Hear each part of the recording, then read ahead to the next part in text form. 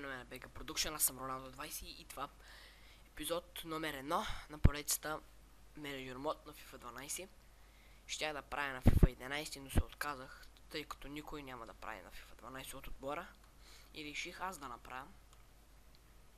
Сега ще продадем най-дъртите, като Яскелайнен, което означава, че ще ни трябва нов вратар, Роби Блейк, Дейвис, Робинсън, Мартин Петров няма, Рикардо Гарнер също, зад Найт,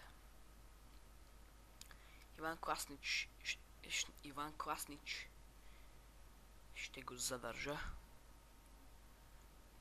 този Дейвис, да.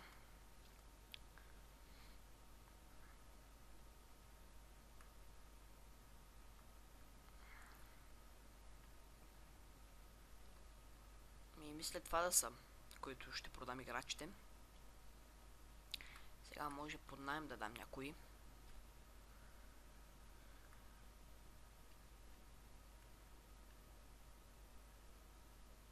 Конали. Не, Конали ще го оставя, тъй като ми хареса доста, както виждате 4 милиона струва. Ивс, Райли, Блейкман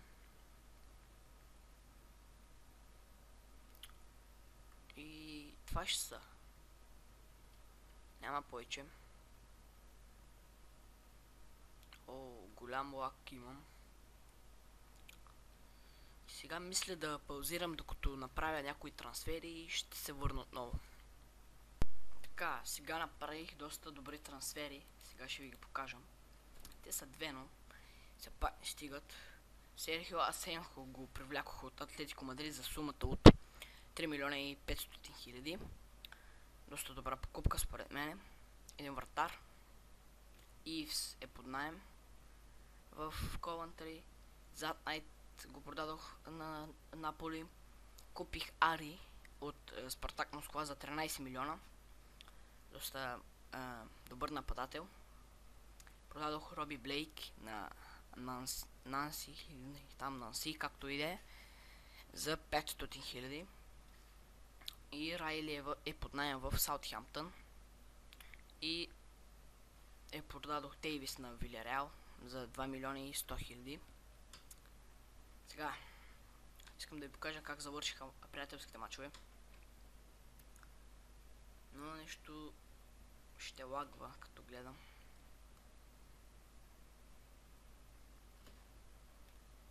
Ето паднахме от тези депо точно. Штутгарт с 3-2.